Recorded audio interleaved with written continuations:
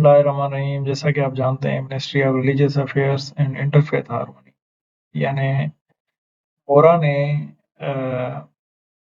खुदामुल हुज्जाज यानी नाज़मीन के लिए हज 2027 के लिए एडवर्टाइजमेंट जारी कर दी है।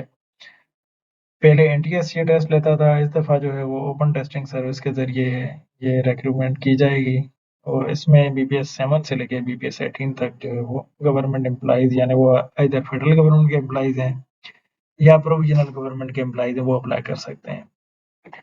तो हम डायरेक्ट आ जाते हैं, जो हमारा प्रोसीजर है कि हमने अप्लाई कैसे करना है ओटीएस के ऊपर, उसके ऊपर। तो सबसे पहले आपने यहाँ पे ओटीएस का जो वेबसाइट है वो लिखना है www.ots.org.bk और आपने एंटर कर देना है। तो ये आपके सामने इंटरफेस ओपन हो जाएगा। तो जैसे ही आप इसको ओपन करेंगे तो यहाँ से ये जनाब पाकिस्तान का कौमी तराना है वो शुरू हो जाएगा। तो आपने इसको जो है ना वो बंद करना है ताकि आप इजीली जो है वो एप्लीकेशन आप फिल कर सकें। अगर आपने सुनना है तो आप बैकग्राउंड में इसको सुनते रहें, क्योंकि मैंने ये एप्लीकेशन फॉर्म फिल करना है और साथ साथ जो है वो आपको गाइड भी करना है, तो इसलिए मैंने इसको फ़िलहाल जो है वो ऑफ कर दिया है। तो चूँकि आप फर्स्ट टाइम अप्लाई कर रहे हैं तो सबसे पहले आप इसके लिए लॉगिन अकाउंट बनाएंगे। तो हम आ जाएंगे एप्लीकेंट लॉगिन के ऊपर। अब मैंने एप्लीकेंट ऑथेंटिकेशन के लिए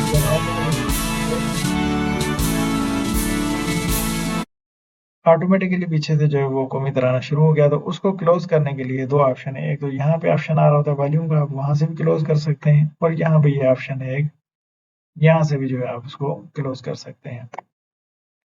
तो आपके पास जो है वो ये इंटरफेस जब आ जाएगा, आप क्रिएट अकाउंट पे आ जाएंगे। जैसे ही आप क्रिएट सेक्शन पे जाएंगे तो ये कौमी तराना साथ ही शुरू हो जाता है, जो कि मेरे ख्याल में एक बहुत बड़ा बग है इस वेबसाइट के अंदर, कि हर दफ़ा क्लिक करने के साथ आपको इसको फिर बंद करना पड़ेगा। तो आप डायरेक्ट जो है वो गूगल अकाउंट से भी लॉगिन कर सकते हैं और मैन्युअली भी कर सकते हैं। तो हम जो गूगल अकाउंट से इसको लॉगिन करते हैं और उसके बाद जो है वो जैसे ही आप गूगल अकाउंट लॉगिन करते हैं तो ये इंटरफेस आपके सामने आ जाएगा, यानी वेलकम टू जो भी आपका नाम है। तो आपने करना ये है कि आपने आ जाना है स्टार्ट अ न्यू एप्लीकेशन के ऊपर। जैसे ही हम इसको क्लिक करेंगे तो ये आ जाएगा फील्ड या सपोर्टिंग स्टाफ, यानी बीपीएस 17 से लेकर 16 के लिए एडवर्टाइजमेंट है, जिसमें कंप्लीट डिटेल है, यानी लास्ट डेट मेंशन है, एप्लीकेशन फीस है, और फर्दर आपने डिटेल देखनी है तो यहाँ से आप क्लिक करेंगे। इसी तरह सुपरवाइजरी स्टाफ के लिए भी ये सेम टू सेम डिटेल दी हुई है। तो हम आ जाते हैं व्यू डिटेल के ऊपर। अच्छा, व्यू डिटेल में ये तमाम जो है वो फीस की डिटेल वगैरह दी हुई है, और आगे फर्दर जो है वो इंस्ट्रक्शंस वगैरह हैं, जो आपने टेस्ट देना है उसकी फाइनल डेट है, और पेमेंट करने का जो तरीक़ेकार है वो भी दिया गया है। तो उसके बाद जो है हम आ जाएँगे यहाँ पे कंटिन्यू टू एप्लीकेशन। चूँकि ये पहले मैं एप्लीकेशन फिल कर चुका हूँ तो इस वज़ह से आ रहा है continue to draft application, otherwise यहाँ पे आ जाना था कंटिन्यू टू एप्लीकेशन। तो आप जैसे ही उसको क्लिक करेंगे, आपके सामने कुछ, चूँकि ये मैं एप्लीकेशन ऑलरेडी मेरी चल रही थी तो मैं इसको फिर कंटिन्यू करता हूँ। इस तरह का जो है, अच्छा, जब ये इंटरफेस आपके सामने ओपन हो गया तो ये आ जाएगी एप्लीकेशन डिटेल सेक्शंस, यानी पहले आपका पेमेंट का सेक्शन है, फिर पर्सनल इन्फॉर्मेशन है, फिर अपलोड पिक्चर है, फिर एकेडमिक इन्फॉर्मेशन है, एम्प्लॉयमेंट इन्फॉर्मेशन है, टेस्ट सेंटर है, और एडिशनल इन्फॉर्मेशन और फाइनल रिव्यू एंड सबमिशन है। तो ये टोटल जो है 8 सेक्शंस हैं। हम एक-एक को डिटेल के साथ डिस्कस करेंगे ताकि आप इज़िली जो है ना फॉर्म को फिल कर सकें। तो आपकी जो जैसे ही आप लॉगिन करते हैं, अकाउंट बनाते हैं ओटीएस के ऊपर, आपकी पीएस आईडी जनरेट हो जाती है जैसे ही आप एप्लीकेशन ओपन करते हैं। तो ये पीएस आईडी आप किसी भी ऑनलाइन एप्लीकेशन से जाके वन बिल में, यानी आप ऑनलाइन एप्लीकेशन से पेमेंट में जाएँगे, पेमेंट से आप वन बिल के ऊपर चले जाएँगे और वहाँ पे आप अदर ऑप्शंस में आ जाएँगे। जब आप अदर ऑप्शंस पे आ जाएँगे, ये आईडी आप उसमें ये एंटर करेंगे पीएस आईडी, और वहाँ से पेमेंट कर देंगे तो ₹919 की आपकी पेमेंट हो जाएगी। 900 फीस है और पे ज़ेन की जो चार्जेज़ है वो 19 रुपए है। तो यहाँ से आपकी ऑनलाइन पेमेंट हो जाएगी। अच्छा, उसके बाद है पर्सनल इन्फॉर्मेशन। अच्छा, पर्सनल इन्फॉर्मेशन में आपका नाम है, आपके वालिद साहब का नाम है, आपका सीएनआईसी है, फिर डेट ऑफ बर्थ आपने यहाँ से सिलेक्ट करनी है। जो भी ईयर है वो सिलेक्ट करके, मंथ सिलेक्ट करके, फिर आपने आगे डेट सिलेक्ट करनी है। उसके बाद आपने जेंडर सिलेक्ट करनी है, मैरिटल स्टेटस सिलेक्ट करना है और रिलीजन जो भी है आपको वो सिलेक्ट करना है। ईमेल है, मोबाइल नंबर है, अल्टरनेट मोबाइल नंबर या लैंडलाइन नंबर है। उसके बाद आपने पोस्टल एड्रेस एंटर करनी है। अच्छा, पोस्टल एड्रेस आप जहाँ पे करंटली जॉब कर रहे हैं आप उधर की लिखेंगे, ना कि जो आपका डोमिसाइल या जो परमानेंट एड्रेस है वो आप एंटर करेंगे। लेट्स सपोज आप सिंध से हैं और पंजाब में जॉब कर रहे हैं या पंजाब से सिंध में जॉब कर रहे हैं, तो आपने वो वाली यहाँ पे पूरी एड्रेस लिखनी है।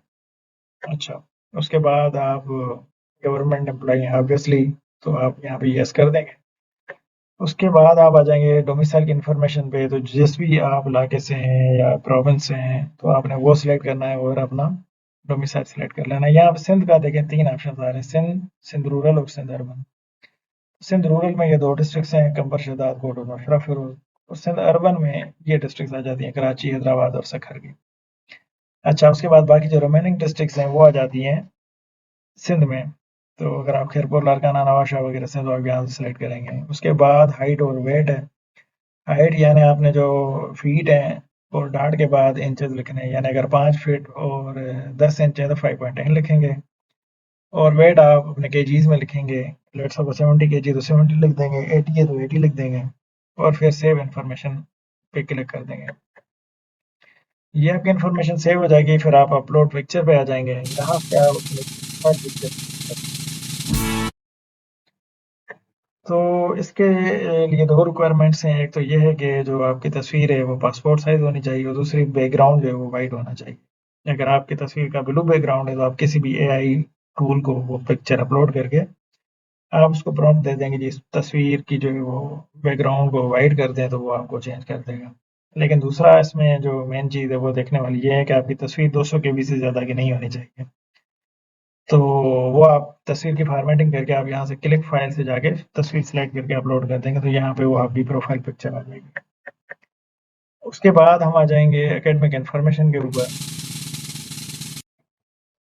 अच्छा, एकेडमिक इन्फॉर्मेशन में आपने सबसे जो आपकी रिसेंट एजुकेशन है वो आपने लिखनी है। लेट्स सपोज आपने अभी इंजीनियरिंग की है, तो आप आ जाएंगे bachelor BPS, sorry bachelor 16 years degree पे। फिर डिग्री का नाम आपका जो भी है, let's suppose bachelor of engineering है, वो सिलेक्ट करेंगे। मेजर में आप लिखेंगे जी कंप्यूटर साइंस है, मैकेनिकल है, केमिकल है, बायोलॉजी जो भी है। पासिंग मंथ लिखेंगे, पासिंग ईयर लिखेंगे, एनुअल सिस्टम है, सेमेस्टर सिस्टम है, सीजीपीए कौन सा है वो सिलेक्ट करेंगे, यानी आपका जो एग्जाम सिस्टम है। और बोर्ड है, यूनिवर्सिटी है, वो आप यहाँ पे एंटर करेंगे और सेक्शन लिखेंगे। यानी 2018 में आपने एडमिशन ली और 2022 में आपकी डिग्री कंप्लीट हुई है, तो 2018-2022 हो जाएगा।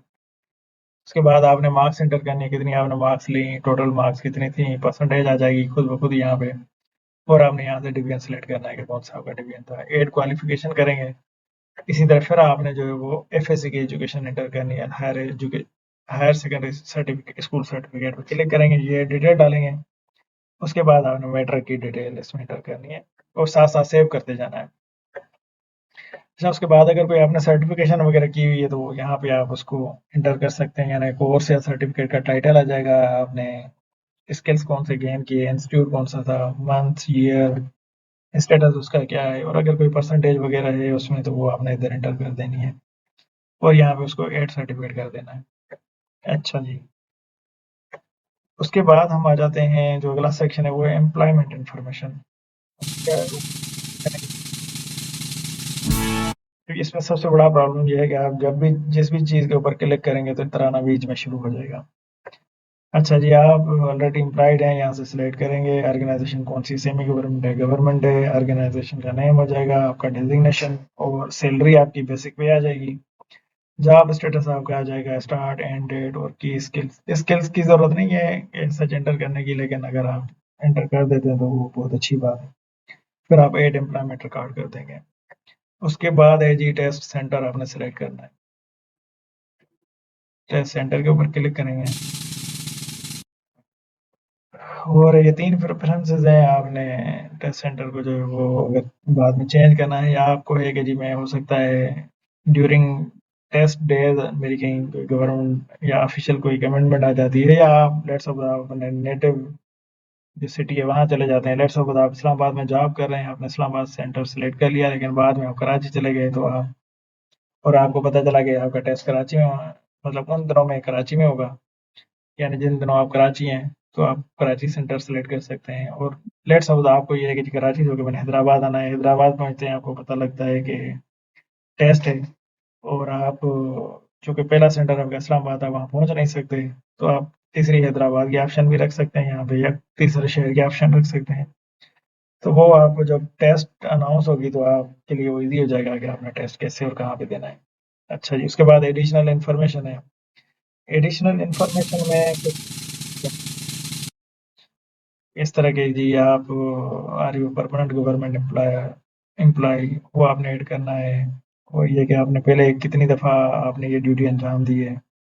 फिर जब आप ये माउंटेन की ड्यूटी के लिए अप्लाई कर रहे हैं, तो क्या आपका और कोई फैमिली मेंबर भी अप्लाई कर रहा है या हज के लिए अप्लाई कर रहा है। उसके बाद ये कि जी आप पहले कभी या अभी करंटली किसी और डिपार्टमेंट में डेपुटेशन पे हैं, या आप सैलरी किस डिपार्टमेंट से ले रहे हैं। पहले आपने हज वगैरह किया है कि नहीं किया, और आपकी ऑर्गेनाइजेशन का स्टेटस क्या है, फेडरल की है या गवर्नमेंट प्रोविजनल है, वो आप यहाँ पे सेव कर देंगे। उसके बाद आ जाएगा फाइनल रिव्यू एंड सब। तो ये जब आप पूरी कंप्लीट इंफॉर्मेशन ऐड कर देंगे, तो यहाँ पे जो है वो फाइनल सबमिशन का ऑप्शन आ जाएगा। तो यहाँ से आप जो है एप्लीकेशन को सबमिट कर देंगे। तो इस तरह आपका जो एप्लीकेशन फॉर्म है वो फिल हो जाएगा। अच्छा, बाकी जो एनओसी है वो आपका जो फर्दर जो नेक्स्ट स्टेप है, जब आप टेस्ट क्वालीफाई कर जाएँगे तो वहाँ पे शायद आपको एनओसी की जो है ना वो ज़रूरत पड़े। तो इसका जो आसान तरीका है वो ये है कि आप यहाँ पे अप्लाई करके साथ ही एनओसी के लिए जो है आप एप्लीकेशन दे दें। और जब आप एनटीएस के ऊपर अप्लाई करते थे, तो एनटीएस में सबसे बड़ा मसला ये होता था कि आपने तमाम डॉक्यूमेंट, आपके मेडिकल सर्टिफिकेट, आपके जो बाकी डॉक्यूमेंट्स एनओसी वगैरह वो साथ में देने पड़ते थे। लेकिन यहाँ पे जस्ट आपने ऑनलाइन फॉर्म फिल करना है, आपने एड्रेस देना है, और उसके बाद बाकी जो फर्दर प्रोसीजर होगा उसके लिए आपने डॉक्यूमेंट्स वगैरह ये सारी चीज़ें करनी है। तो इसमें फ़ायदा ये है कि आपने साथ ही पैरेलल में बाकी डॉक्यूमेंट्स के लिए अप्लाई कर देना है, उनके ऊपर वर्किंग करनी है। मीनवाइल आपका फॉर्म जो है वो सबमिट हो चुका होगा, यानी आप टेस्ट देने के लिए आप एलिजिबल हो चुके होंगे। तो ये है ओवरऑल ऑनलाइन एप्लीकेशन जो है वो फिल करने और सबमिट करने का प्रोसीजर। शुक्रिया।